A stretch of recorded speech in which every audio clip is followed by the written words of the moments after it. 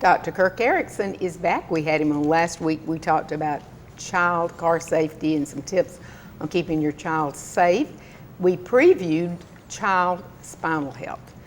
You remember the commercial where the little boy puts his backpack on and then tumps over? Well, it was rather funny. However, that is an increasing problem, is overloading our children's delicate spines. Dr. Eriksen, I know you coach a football team with your son and you work with kids.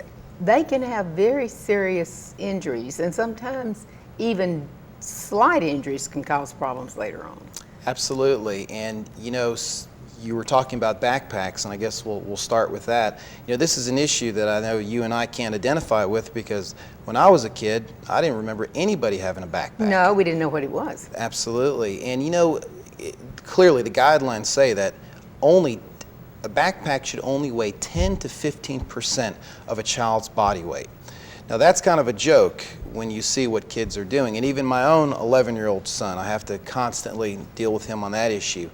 I don't have an answer for that, because I know the kids constantly say that, well, they have to have this book, they have to have this, and I don't know if it's an issue that we have to go to the schools and discuss these to find some type of compromise. Because you can pull things out of whack easily. Absolutely. Studies clearly show a link between backpacks and back pain and even spinal distortion, meaning it affecting their posture. Because they're still growing and developing, and so it can cause. Their spines are very delicate, and what happens to them in childhood will show up in adulthood as far as spine-related problems. And so this is something that you need to work with your child to take out anything that is just absolutely not necessary out of their backpack, because it is an issue. It can affect causing their shoulders to be unlevel, which can contribute to mild curvatures in their spine and a lot of other issues. And of course, the way children sit.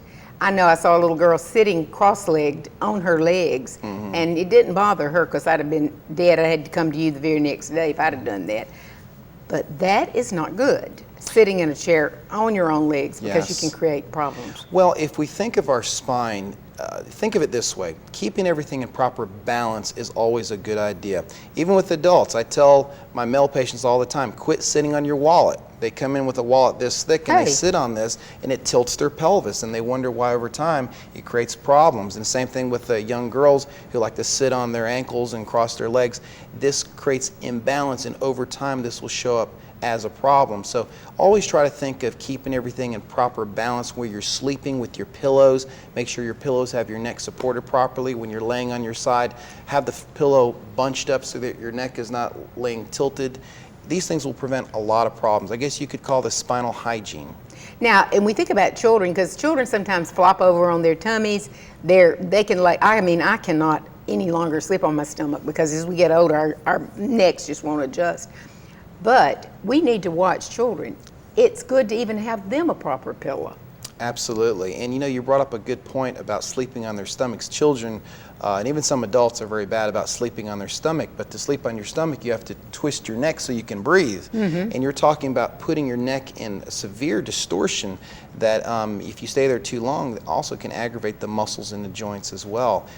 You know, starting off with little infants, I know a lot of people do not mean any harm, but they'll take a little baby and they'll throw them up in the air and they'll catch them, and they don't realize the little mild whiplash effect they're causing to the little baby, because babies and small children, the ratio between the size of their head and their neck is much greater than it is with an adult. They have big heads and little delicate necks. The muscles in their neck, relatively speaking, are weak compared to an adult.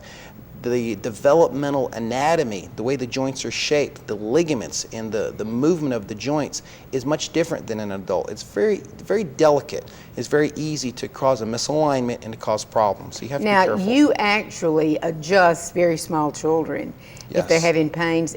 You do just like a checkup sometime of a spinal health. Yes, and we check children, and at times we find that their spine is perfectly normal. Everything is fine, and we do not do any adjustments. But yes, many children do have spinal misalignments, which we call subluxations, and it's a very delicate pressure that is all needed to make the adjustment. And of course, we mentioned the football. I know my grandson is playing in football this year, the first year. He's 9 years old.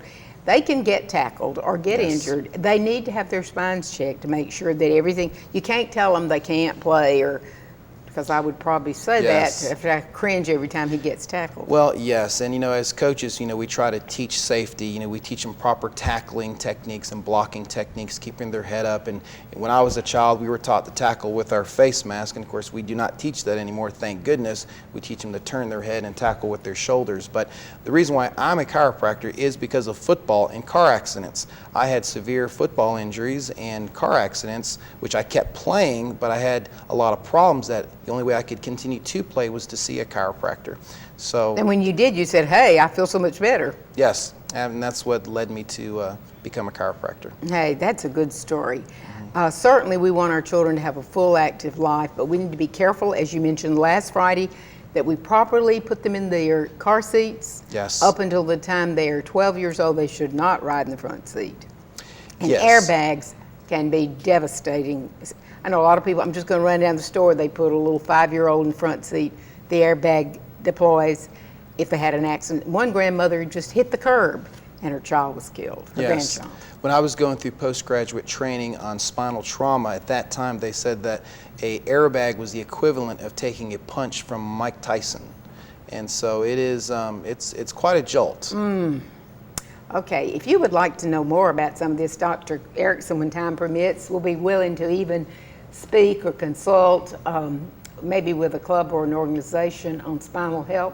You may call him at 793-7992 or www.chirohelpinstitute.com.